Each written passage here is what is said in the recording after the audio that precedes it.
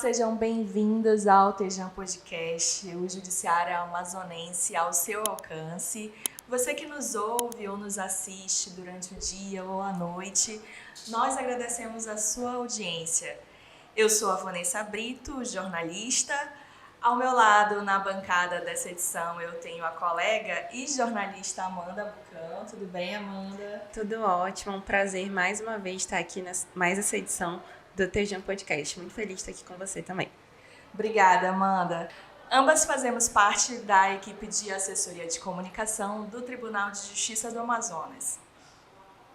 Hoje, o nosso episódio vai tratar sobre a garantia de proteção e dignidade de crianças e adolescentes, temática escolhida para celebrar o Estatuto da Criança e do Adolescente, ECA, que no último dia 13 de julho completou 33 anos. E para falar mais sobre esse assunto, nós vamos receber ela, que é formada em Direito pela Universidade Newton Lins em 2000, advogou até 2003 no escritório Oliveira Fernandes, Advogados Associados, exerceu a função de assessora da Procuradoria Federal do Amazonas, da Advocacia Geral da União, no ano de 2004. Foi advogada da Assessoria Jurídica da Amazon Prev até novembro de 2007, quando ingressou na magistratura amazonense, assumindo a titularidade da comarca de Canutama. Posteriormente, atuou em Lábrea, no Juizado Especial de Quari, Primeira Vara de Itacoatiara, Segunda Vara de Iranduba, sempre cumulando a função de juiz eleitoral nas comarcas onde atuou. E desde janeiro desse ano, exerce a titularidade da Primeira Vara especializada em crimes contra a dignidade sexual de crianças e adolescentes. É mestranda de Direito com área de concentração em Constituição em Rede da Faculdade Autônoma de Direito, FADISP. E com esse extenso currículo, nós damos as boas-vindas à juíza Diná Câmara Fernandes, titular da Primeira Vara especializada em crimes contra a dignidade sexual de crianças e adolescentes, e nossa convidada desse quarto episódio do Tejam Podcast. Seja muito bem-vinda. Obrigada, Vanessa. Obrigada, Amanda. É um prazer, uma honra estar aqui no podcast Tejam, que eu tenho acompanhado desde o primeiro episódio, feito de forma leve, com muito profissionalismo por vocês. Parabéns. E o nosso intuito é realmente levar a informação, se aproximar do jurisdicionado, e estamos aqui para fazer isso junto com vocês. Muito bem. Antes de nós começarmos nossa entrevista, importante destacarmos também que o Tejam possui 2 varas especializadas na comarca de Manaus em crimes contra a dignidade sexual de crianças e adolescentes, sendo a primeira de titularidade da juíza Diná Fernandes e a segunda vara especializada tendo o juiz Igor Campagnoli como titular. Então, doutora, nós vamos começar a nossa entrevista, falando sobre justamente essa sua atuação, A senhora é juíza titular da Primeira Vara, especializada em crimes contra a dignidade sexual de crianças e adolescentes, e tem contato direto com casos de violência sexual contra esse público. Como a senhora poderia ajudar pais ou responsáveis a identificarem esse tipo de crime contra as crianças, com toda a sua experiência nesse segmento? Que sinais devem ser observados pelas famílias, professores, na tentativa de identificar essas supostas agressões? Muito importante isso, Vanessa. É um assunto, como a gente agora mudou nosso semblante, É um assunto muito triste, muito sério, que a gente precisa tratar com cautela, porque envolve pessoas em desenvolvimento, em formação. A criança e o adolescente, eles não estão completos em seu físico, em seu psicológico, eles estão ainda caminhando para chegar à vida adulta. E nessa caminhada, como você bem falou, os pais, responsáveis, professores, devem ajudar, devem observar. Eu coloquei aqui rapidamente cinco coisas que você pode fazer para observar e orientar a sua criança. Você que é pai, que é mãe, você professor dentro da sua atuação, Porque também não é todo professor que vai poder falar sobre isso, dependendo do contexto, Então, a primeira coisa, Vanessa, é pai, mãe, falar sobre as partes do corpo, para que a criança logo que comece a falar, né? A gente tem, inclusive, vários livrinhos, eu tenho filhos e sei, que falam sobre o corpo da gente, né? Então, você converse, quando, é claro, a criança já tem um entendimento, na hora que você vai dar o banho, por exemplo, na hora que você começa a vestir a calcinha, a cuequinha, você pode, nesse momento, começar a conversar sobre as partes do corpo da criança. Uma coisa importante é que a gente tente, na medida do possível, falar o nome real da parte do corpo, entende? Porque tem gente que inventa apelidinhos, brincadeirinhas, mas infelizmente, apesar disso parecer ser leve, se essa criança precisar fazer um relato de abuso, isso pode tornar algo confuso, tá bom? Então também é bom ensinar que ninguém pode ver nem tocar, porque às vezes também um abusador, ele chega querendo só ver. Aí começa aquela brincadeira do ver e tocar. Eu posso ver, aí vai na cosquinha, vai na brincadeira. E criança é muito lúdica, né? E aí ela começa e, como eu conversei com vocês antes aqui, na maioria das vezes o abusador não é uma pessoa estranha, né? É uma pessoa que comunga, que participa ali daquele lar, seja como amigo íntimo, seja como um parente. Então, é importante também a gente ensinar para as crianças, depois que ela entende o corpo dela, quais são aquelas partes do corpo íntima, que ninguém pode ver e tocar, e que ela também não tenha interesse ou peça ou aceite um convite para ver ou tocar na parte íntima de outra pessoa. Vamos falar também sobre a questão de ensinar as crianças a saírem de situações assustadoras ou desconfortáveis. Vamos preparar nossas crianças, de repente eles estão brincando no play do condomínio.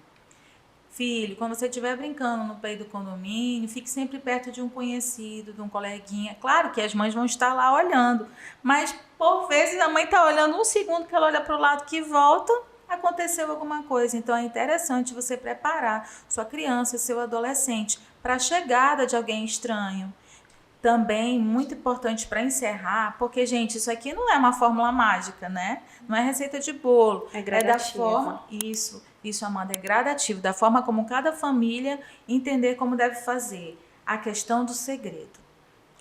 Questão de segredo é importante papai e mamãe dizer que segredos são ruins, que a família, que papai e mamãe podem saber de qualquer coisa que acontecerem com a criança e com o adolescente, que não vão brigar, não vão ficar chateados. Que segredos são ruins, segredos podem colocar a criança e o adolescente em risco. Por quê? A maioria dos abusadores, eles, depois que fazem o abuso, oferecem alguma coisa. E enquanto a criança está achando que é uma brincadeirinha, a cosquinha, aquilo, vem a recompensa. Mas depois que a criança começa a rejeitar, ele começa a ameaçar. E começa a dizer que se alguém souber, a mãe vai morrer, o pai vai morrer, a criança vai morrer, alguém que ela ama vai sofrer. Então, assim, esse diálogo gradativo e principalmente combinando que segredos não existem, que ela pode confiar tudo e contar tudo para seus pais, é importante. Agora, a doutora, a senhora tocou nesse último ponto do segredo, é importante também até para os adolescentes, né? A gente vê que tem muita rede social hoje que os abusadores, eles ameaçam mesmo. Sim, os aquele adolescentes, discorder, né? Isso, algumas reportagens sobre esse aplicativo, né? Ameaçam os adolescentes dizendo que vão compartilhar as fotos, se eles contarem alguma coisa, vão colocar na internet. Os adolescentes também, por não saberem, né, por não terem essa maturidade também de contar a verdade para os seus pais, acabam sendo vítimas, né, Com certeza. dessa São situação ameaçadora, né? E, doutora, nessa era que a gente vive de rede social, né, a Vanessa tocou nesse assunto de ser tudo tão expositivo, tem a questão ali das dancinhas, né, das fotos, os adolescentes querem postar, focando mais nesse lado dos adolescentes. Como é que os pais eles podem ter esse diálogo e, digamos que, mostrar ali o que pode acontecer, como é que pode ser feito ali, digamos, essa conversa? O adolescente, como você disse, na nossa era digital, ele já está, aqueles que têm acesso, então, ao celular, né, aos gadgets, né? eles estão mais expostos. Então, quanto maior a exposição, mais eu tenho que intervir no sentido, tudo bem, minha filha. Por exemplo, saiu aquela reportagem que baixei e mandei no WhatsApp da minha filha adolescente. Porque eu sei que ela está nas redes, inclusive no Discord com algumas amigas, Discord, eu acho o nome, e ela me tranquilizou, não, mamãe, esse aí, a gente só tem o nosso grupo, só entra quem a gente autoriza, eu não entro em grupo diferente. Então, é correto? Olha, você está proibida de usar o Discord porque lá só acontecem essas coisas ruins. O adolescente vai começar a te esconder as coisas. A gente pode, conversando, abrindo aí esse diálogo compartilhado com todos que se envolvem nesse assunto para chegar a um avanço. E, doutora, nesse mês de julho, o TEJAN inaugurou no espaço do Fórum Inoc Reis 8 salas, né, um complexo, digamos assim, da coordenadoria psicossocial, que vão abranger aí essas 8 salas para a realização de depoimentos especiais, atendimento pericial, fazer essa parte de oitiva mesmo ali, né, das crianças vítimas ali desses processos, que a gente queria que a senhora comentasse um pouco sobre a importância desses espaços e se a senhora acredita que esses espaços vão, de fato, ali otimizar ali o andamento desses processos que envolvem crianças e adolescentes. A estrutura do setor psicossocial do TEJAN foi recentemente ampliada, na verdade, ali no 5º andar, né? E isso vai trazer maior vazão dos processos também, porque nós vamos poder pautar mais audiências concomitantemente, ao mesmo tempo, né? A aplicação do protocolo de depoimento especial previsto lá na Lei 13.431 de 2017, ele prevê que para o juiz ouvir a vítima, ele precisa ter um entrevistador forense à disposição. E hoje o TEJAN tem 8 entrevistadores preparados para a qualquer momento, e não é só, viu, Amanda e Vanessa, para a vara especializada, é para todas as varas que queiram, que precisem, na verdade, de um profissional, porque aquela vítima é um vulnerável, é alguém que não pode falar sozinho, seja menor de idade, seja com problemas, né, de repente alguma alteração de entendimento, de desenvolvimento. Então, aquele profissional está preparado para ter contato com essa vítima ou testemunha de crime, respeitando sempre a dignidade da pessoa humana. Certo. Doutora, dados divulgados pelo Ministério da Saúde no último dia 18 de maio, que é o Dia Nacional de Combate ao Abuso e Exploração Sexual de Crianças e Adolescentes, apontam que entre os anos de 2015 e 2021 no Brasil foram registrados mais de 202 mil casos de violência sexual contra crianças e adolescentes, o que representa quase 80 casos por dia. Como combater esses indicadores? A gente entende que cada órgão ali trabalha dentro da sua esfera, né? E que, de fato, todos precisam trabalhar juntos ali para proteger a dignidade das crianças. Mas como a gente pode combater esses indicadores? Bem, de início, o Disque 100. Né? O Disque 100 eu tive recente, eu e o colega Igor Campagnoli, visitando a DEPCA, lá na Via Láctea, Avenida Via Láctea, Morada do Sol. E nós vimos lá o setor de Disque 100 totalmente atuante. As delegadas lá, inclusive, dizem que é a menina dos olhos. Então, você pode acreditar no Disque 100. Ligue, porque aí fica, né? Sua identidade pode ser resguardada se você pedir o sigilo. Não fique com medo. Agora, com cautela, né? Porque também o trote, informações não detalhadas atrapalham o trabalho da polícia. Então, é importante que você observe. Não é a primeira conduta que você olhar, que você não olhou direito ali, que você já vai ligar no Disque 100. Acompanhe, né? A não ser que seja uma coisa, por exemplo, recente, uma pessoa me parou, uma conhecida minha, e perguntou como poderia fazer, porque ela viu no estacionamento de um supermercado, ao entrar no carro, uma criança sofrendo investidas de um parente. Ao entrar no carro, a criança gritando. E aí eu orientei a ligar o Disque 100, tá?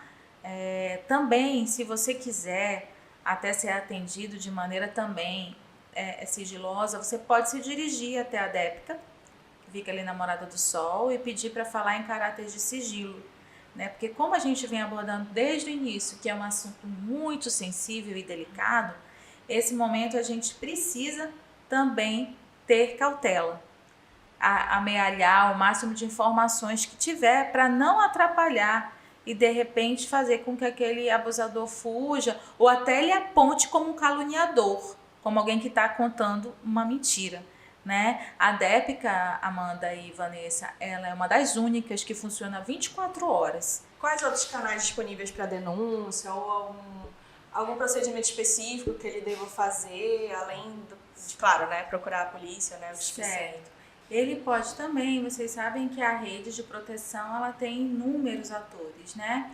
Tem um que é bem próximo da comunidade, que é o Conselho Tutelar, né? O Conselho Tutelar, ele pode atuar também, aí o que vai acontecer? Ele vai levar, vai encaminhar para a delegacia, porque é lá onde tudo começa, né? Ele também pode buscar o Ministério Público, né? O Ministério Público, que é o órgão, a instituição, né? Na verdade, o Ministério Público é uma instituição permanente que vela pelo direito da sociedade de não ver uma criança sendo violada, sendo abusada. Então, também pode procurar o Ministério Público, o Conselho Tutelar, a própria autoridade policial. Eu não vou dizer para vocês que o judiciário não pode ser procurado. Pode também, só que nós da vara encaminharemos para a DEPCA, que é onde origina todo o procedimento investigatório. E é justamente esse procedimento que as pessoas às vezes não entendem, né? Acredito que chega lá no balcão lá do fórum e já querem denunciar lá. Não, mas existe vários órgãos envolvidos ali que compõem essa rede, né, de proteção à criança. Isso mesmo, Vanessa, até para garantir a nossa imparcialidade, né? Nós não temos competência, que a gente diz, não é competência no sentido de saber fazer. Nós não temos a competência, é o direito, a legitimidade de ouvir a criança nesse primeiro momento. Entendi. Isso precisa entrar pela porta da delegacia especializada. Então, como eu te falei, é uma delegacia que tem 24 horas de atendimento com plantões. Então, a criança pode chegar lá com o representante, com aquele denunciante, a pessoa que tem a informação e ser atendida lá muito bem pela equipe maravilhosa da DEPCA. Perfeito. E ainda sobre essa questão ali de seguir, né, esse caminho da delegacia até chegar no tribunal, de fato, onde o processo ele vai ser constituído, nesse ano o tribunal já realizou 2 grandes mutirões para impulsionar a tramitação desses processos que apuram a violência sexual cometida contra crianças e adolescentes. Esses mutirões foram satisfatórios? Atingiram os objetivos de fato? Certamente, Amanda, eles foram muito proveitosos. Você sabe que o percentual de aproveitamento foi cerca de 70%, né? Atualmente, a primeira vara, que eu sou titular, ela tem cerca de 1.200 processos. No nosso mutirão, que foi o segundo realizado em abril, teve um mutirão em fevereiro, envolvendo os processos da segunda vara, que também, como eu disse, teve um aproveitamento de mais de 70%. E o segundo mutirão feito em abril foram os processos da primeira vara. Nós pautamos 120 audiências, sendo que cada sala de audiência, eram 4 salas de audiência, né? Realizando as audiências ao mesmo tempo. 5 entrevistadores se revezando entre a sala. Nós tivemos um aproveitamento de 75,83% dos nossos processos e cerca de 91 processos foram encerrados em apenas uma semana. Perfeito, doutora. Agora nós vamos para a segunda parte da nossa entrevista, que são perguntas mais pessoais, né? Algumas curiosidades. Então, a gente vai comentar sobre algumas curiosidades da sua carreira e também da sua vida. E aí, uma pergunta que a gente preparou aqui. O que a senhora gostaria de fazer e ainda não teve oportunidade? Por exemplo, já pensou em seguir uma carreira diferente da de magistrada? Quando eu saí do ensino médio, eu cheguei a cursar psicologia, cerca de 1 ano, concomitantemente com direito. Mas aí o conflito de horários, né, a dedicação maior que a gente começa a ter pelo direito mesmo, a gente acaba dando prioridade a carreira que mais atrai a gente. Na época, meu pai é advogado, né? Sempre quis ser da área jurídica e acabei deixando para um momento posterior, quem sabe, esse estudo da psicologia. Eu também tocava piano, toquei piano por 6 anos da minha vida. Então, assim, muitas coisas, Vanessa, que de repente eu gostaria de retomar e agora chegando, né, como na capital, né, depois desses anos, eu estou retomando e realizando uma vontade que eu sempre tive de retomar minha vida acadêmica. Como vocês falaram, eu estou no 2º semestre do mestrado na Faculdade Autônoma de Direito, FADISP.